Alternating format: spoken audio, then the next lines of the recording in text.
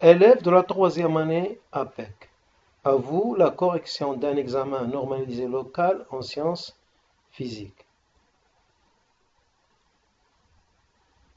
Je vais essayer de répondre rapidement aux questions de cet examen. L'exercice numéro 1. Répondre par vrai ou faux. Un objet est constitué d'un matériau ou plusieurs. On dit vrai. Le solvant utilisé pour préparer une solution aqueuse est l'eau distillée. Vrai. Le métal fer est attiré par un aimant et peut réagir avec la soude. On sait bien que le métal fer il est bien attiré par un aimant, mais il ne réagit pas avec la soude. On dit faux. Les produits de la combustion incomplète d'une matière organique sont non polluants. Toute combustion incomplète est polluant. On dit faux. La deuxième question, reliée par un trait. Chaque élément du groupe A ce qui lui convient des éléments du groupe B. On a polyéthylène, c'est un type de plastique et c'est une matière organique. L'atome est électriquement neutre. Le cuivre est un métal sans réaction avec l'acide chlorhydrique. L'anion est un ion issu d'un atome en gagnant des électrons et a une charge qui est négative. La troisième question. Complétez les phrases ci-dessous par ce qui convient des mots suivants. L'oxydation du fer est une réaction entre le fer et le dioxygène de l'air humide et elle conduit à la formation de la rouille. La matière organique est constituée essentiellement des atomes de carbone et d'hydrogène. La quatrième question. Cochez la bonne réponse. A. Le gaz qui fait troubler l'eau de chaud est le dioxyde de carbone. La solution aqueuse qui contient autant d'ions d'hydrogène H+ que d'ions d'hydroxyde OH- est une solution neutre. Le fer est protégé contre la corrosion dans l'air humide par la peinture. Les produits de la combustion complète d'une matière organique dans l'air sont le dioxyde de carbone et l'eau. L'exercice numéro 2. Cet exercice est composé de 3 parties qui sont indépendantes. La première partie, le numéro atomique de l'atome zinc est Z égale 30. On donne E égale 1,610 à la puissance moins 19 coulombs. 1. Donnez la charge des électrons de l'atome de zinc en charge élémentaire. Puisque cet atome a 30 électrons, qui c'est le numéro atomique, donc et la charge d'un seul électron c'est moins E, donc ça va donner moins 30 E. Et pour la charge du noyau de cet atome, c'est l'opposé de cette charge, c'est-à-dire plus 30 E. Si on fait la somme de ces deux, on va obtenir 0, c'est-à-dire l'atome est sans charge, on dit nul. L'atome de zinc peut se transformer en ion zinc 2 en perdant 2 électrons.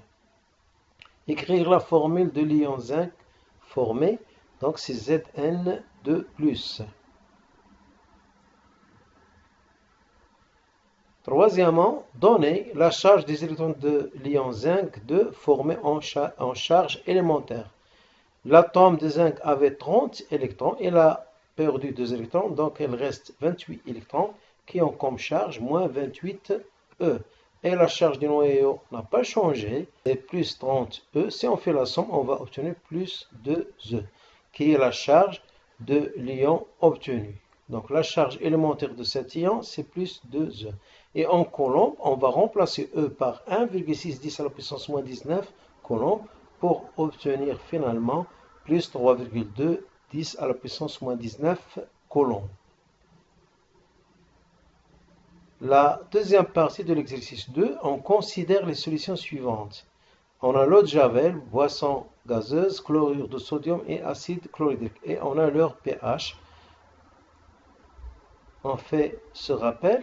Les solutions acides ont un pH inférieur à 7. Et celles qui ont un pH supérieur à 7, ce sont des solutions basiques. Et celles qui ont un pH égal à 7, ce sont des solutions neutre.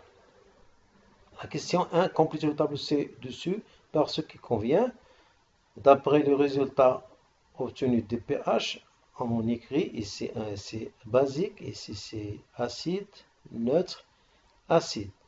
Deuxièmement, donnez le nom des moyens utilisés pour mesurer le pH de ces solutions en justifiant la réponse. Le moyen utilisé ici, c'est le pH mètre parce que les valeurs obtenues de pH sont précises.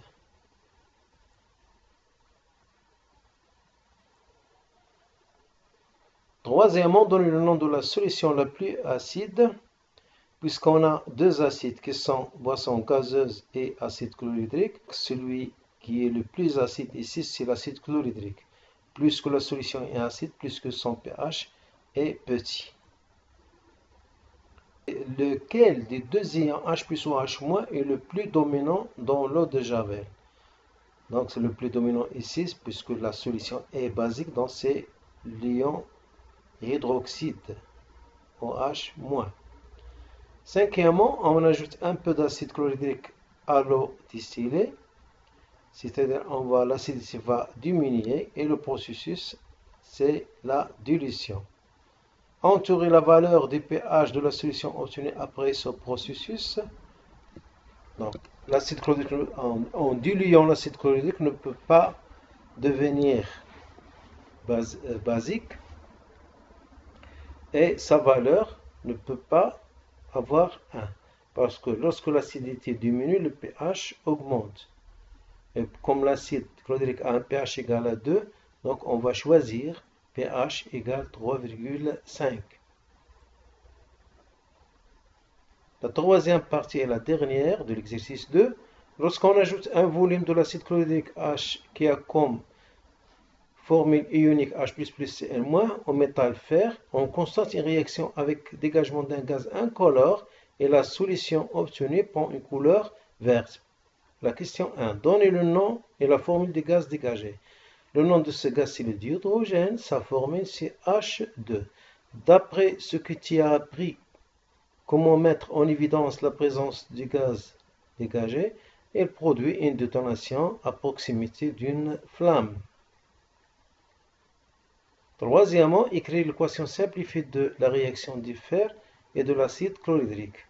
On commence par le de Fe, qui va donner le résultat comme résultat bien clair. On a ici H2, et ce H2 a une relation ou liée à H+, et un ion H+ est insuffisant. On va multiplier par 2, et il doit avoir 2 électrons.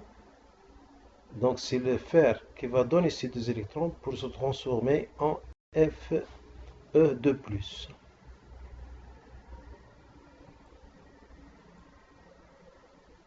Exercice numéro 3. Un professeur de sciences physiques a demandé à un élève de l'aider à aménager et à organiser le laboratoire de chimie. L'attention de cet élève a été attirée par la présence d'une bouteille en plastique contenant une solution inconnue S. Pour aider l'élève à connaître le nom de cette solution, le professeur a réalisé les deux expériences suivantes. Expérience 1. En ajoutant quelques gouttes de la solution de soude Na++ OH- à un échantillon de la solution S, l'élève a remarqué la formation d'un précipité bleu. L'expérience 2. En ajoutant quelques gouttes de la solution nitrate d'argent qui a comme formule ionique Ag++ NO3- à un autre échantillon de la même solution S, elle a remarqué la formation d'un précipité blanc qui est noirci en présence de la lumière.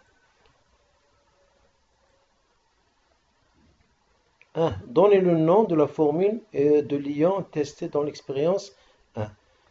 Puisque le précipité obtenu a une couleur bleue, donc l'ion testé ici c'est cuivre 2. Sa formule c'est Cu2+. Écrire l'équation chimique de la formation des précipités bleus. Bien sûr, on a ici l'ion testé Cu2+, et l'ion détecteur c'est OH-. Donc, un ion H- est insuffisant. On va multiplier par 2.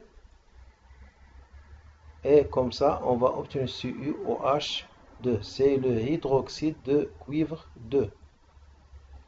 Donnez le nom et la formule de l'ion testé dans l'expérience 2. puisqu'on a utilisé la solution de nitrate d'argent, donc ici l'ion testé c'est le chlorure, l'ion chlorure, sa forme chimique c'est Cl-. Et comme ça, les deux ions testés, on a Cu2+ dans la première expérience et dans la deuxième, on a Cl-. Donc, on va écrire Cu2+, Cl-. Et puisque toute solution est électriquement neutre, c'est-à-dire le nombre de charges des cations est égal au nombre de charges des anions, donc on doit multiplier C par 2. Et le nom de cette solution, c'est chlorure de cuivre 2. Et à bientôt.